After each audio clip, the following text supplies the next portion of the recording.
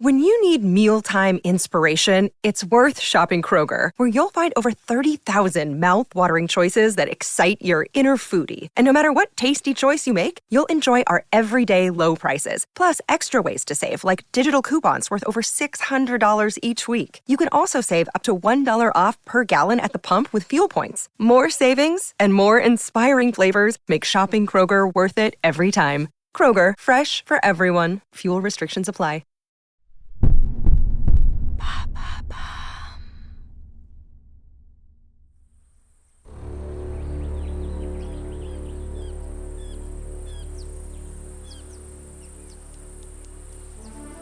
L'air est brûlant sur les hauteurs du plateau de la Mancha, au cœur de l'Espagne. L'herbe a jauni au soleil, la terre est craquelée de part en part. Le contour des collines et des chaumières alentours semble onduler, presque fondre sous l'effet de la chaleur. Dans ces contrées arides balayées par les vents, c'est l'heure des rêves et des mirages.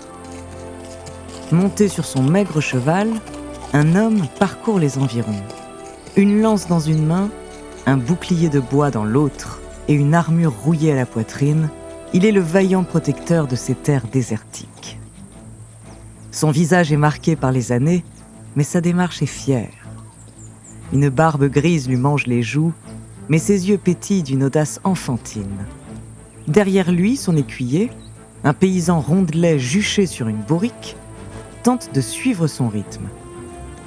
Les deux hommes ont soif et transpirent à grosses gouttes. Mais pour le chevalier, c'est le sacrifice des héros, celui qu'exigent les grandes aventures. Tout à coup, son regard s'illumine. Là, droit devant, un géant. Son serviteur a à peine le temps de plisser les yeux que son maître est déjà parti au triple galop. Le cheval soulève un nuage de poussière sur son passage. Le sol tremble, le silence alentour se remplit de hennissements farouches. Le cavalier arme sa lance, serre les cuisses contre les flancs de sa monture et poursuit sa course effrénée. Il charge son gigantesque ennemi, prêt à l'impact. Qu'importe si je meurs ici, ma dulcinée entendra parler de mes exploits.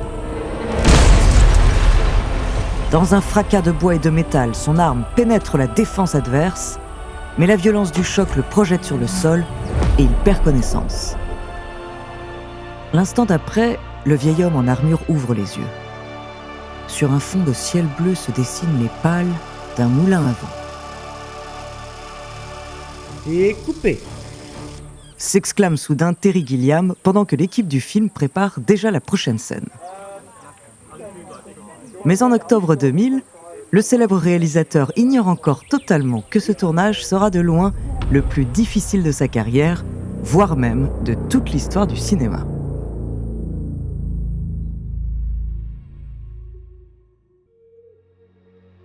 Bonjour, je suis Andrea, bienvenue dans True Story.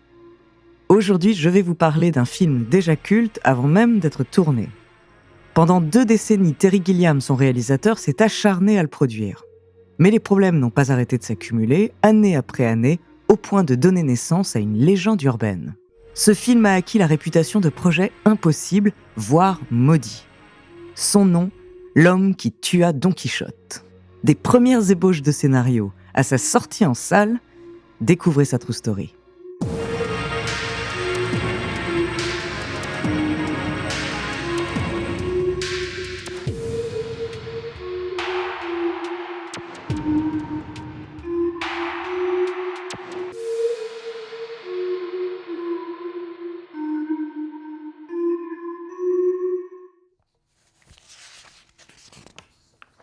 Dans les années 90, Terry Gilliam a l'idée d'adapter le roman de Cervantes au cinéma. Il rêve du chevalier à la triste figure, féru de romans médiévaux et de ses péripéties dans l'Espagne de la fin du XVIe siècle. Le réalisateur s'est déjà fait connaître du grand public avec des films comme Monty Python Sacré Graal, L'armée des 12 singes ou encore Las Vegas Parano. Il envisage alors une grosse production pour ce prochain long-métrage et estime son budget à 60 millions de dollars. Mais malgré la renommée de Terry Gilliam et encore plus celle de Don Quichotte, les producteurs américains ne sont pas emballés. Un roman espagnol du XVIIe siècle, un vieillard qui se prend pour un chevalier, de faux rêves de grandeur et d'héroïsme, voilà qui promet un flop monumental aux États-Unis. Terry Gilliam doit donc moderniser son histoire et chercher des financements ailleurs. Rapidement, il imagine un nouvel élément scénaristique.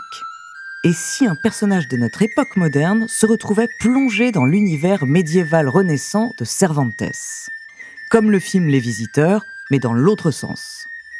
L'idée est intéressante et promet de nombreux rebondissements dramatiques et comiques. Il crée donc le personnage de Toby, un publicitaire désabusé, pour remplacer celui de Sancho Panza, le fidèle écuyer. L'homme qui tua Don Quichotte, c'est ainsi qu'il décide de nommer son futur film. En janvier 2000, Terry Gilliam réussit à convaincre des producteurs européens, notamment français, de soutenir le film. Il obtient donc 30 millions de dollars de budget, moitié moins que ce qu'il espérait initialement, mais c'est largement suffisant. À l'affiche, Johnny Depp dans le rôle de Toby, Jean Rochefort dans celui de Don Quichotte et Vanessa Paradis pour incarner sa Dulcinée. Avant même le début du tournage, le film promet déjà de remplir les salles de cinéma, la presse annonce un potentiel chef-d'œuvre et le grand public peine à retenir son enthousiasme. La sortie est attendue pour 2002, mais les choses ne vont pas tout à fait se passer comme prévu.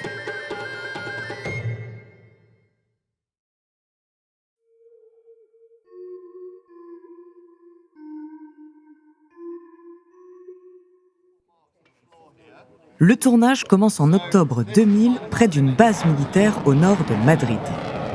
Dès le premier jour, les vols constants des avions de l'armée dans la zone rend la prise de son quasiment impossible. Et le lendemain, des pluies diluviennes s'abattent sur la région, pourtant réputée aride, endommagent une bonne partie du matériel et verdissent le désert. Le décor ne correspond désormais absolument plus au scénario, c'est une catastrophe à laquelle vient s'ajouter un dernier coup de marteau. Jean Rochefort, l'acteur principal du film, souffre d'un violent mal de dos qui l'empêche de se tenir droit. Pour un rôle de chevalier âgé, certes, mais censé se dresser fièrement sur sa monture tout au long du film, ce n'est pas idéal. La production prend du retard à tous les niveaux, le tournage est un échec absolu, Terry Gilliam finit par jeter l'éponge.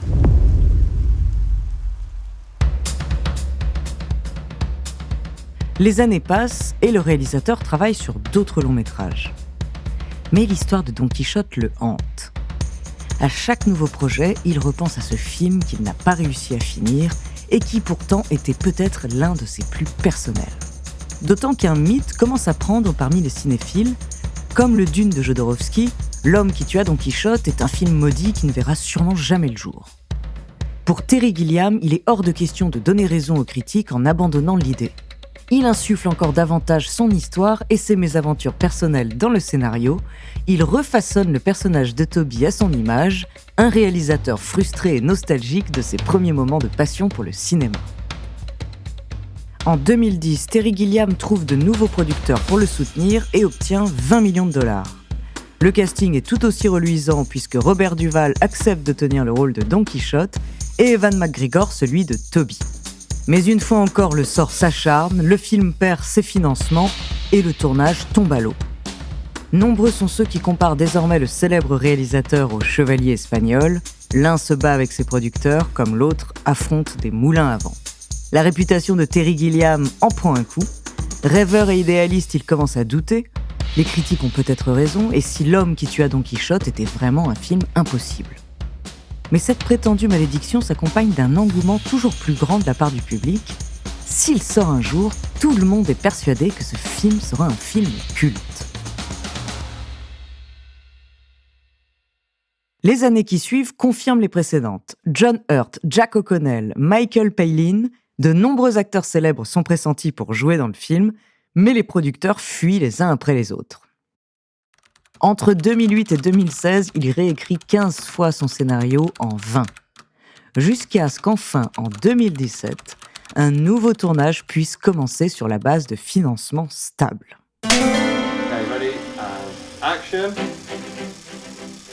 Cette fois, Adam Driver incarnera Toby et Jonathan Pryce Don Quichotte. Le film est une grande mise en abîme du travail du réalisateur, de la différence parfois cruelle entre la réalité et la fiction, et un vibrant éloge du rêve et de la folie. Pendant tout le tournage, Gilliam est dans un état de santé très fragile, Il porte un cathéter et doit même subir une opération de la prostate. Mais il a réussi, enfin. L'homme qui tua Don Quichotte va pouvoir sortir au cinéma.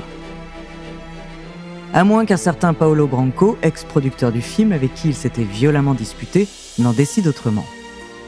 Selon lui, il a toujours les droits du scénario et attaque Gilliam en justice.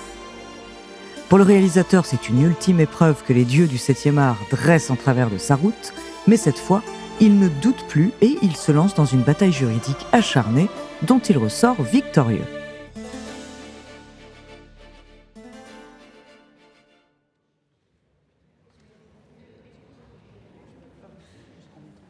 Le 19 mai 2018, l'une des salles de cinéma dédiées au Festival de Cannes est plongée dans le noir. Les chuchotements des spectateurs s'arrêtent net. Tout le monde est captivé d'avance par ce film maudit qu'on attend depuis des années. Terry Gilliam est là, au premier rang. Un grand sourire se dessine sur son visage en entendant les premiers mots du film, les seuls qui n'ont pas changé dans son scénario après tant d'années de réécriture, et que Miguel de Cervantes lui-même avait déjà rédigé en 1605. I am the man for whom all dangers are expressly reserved. I am Don Quixote de la Mancha. Esto se ha roto. Speak in English. And cut right there. Good work. 2 heures plus tard, alors que le générique défile sur le grand écran noir et que les lumières se rallument, un tonnerre d'applaudissements saisit le réalisateur en plein cœur. Il se retourne et contemple l'assistance. Un homme au visage sévère et une larme à l'œil. Une femme hoche la tête mécaniquement avec un air d'approbation. Et un enfant à la bouche ouverte et le regard émerveillé.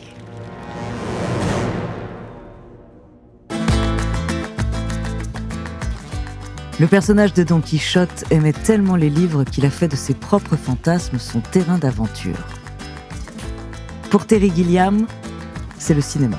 Et il a su concrétiser ce qu'il avait dans la tête, même après 20 ans de combat, contre une réalité qui s'acharne parfois à détruire les rêveurs et les fous.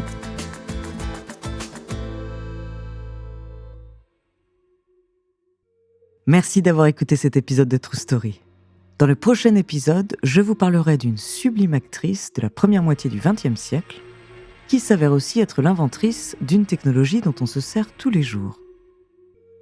En attendant, si cet épisode vous a plu, n'hésitez pas à laisser des commentaires et des étoiles sur vos applis de podcast préférés.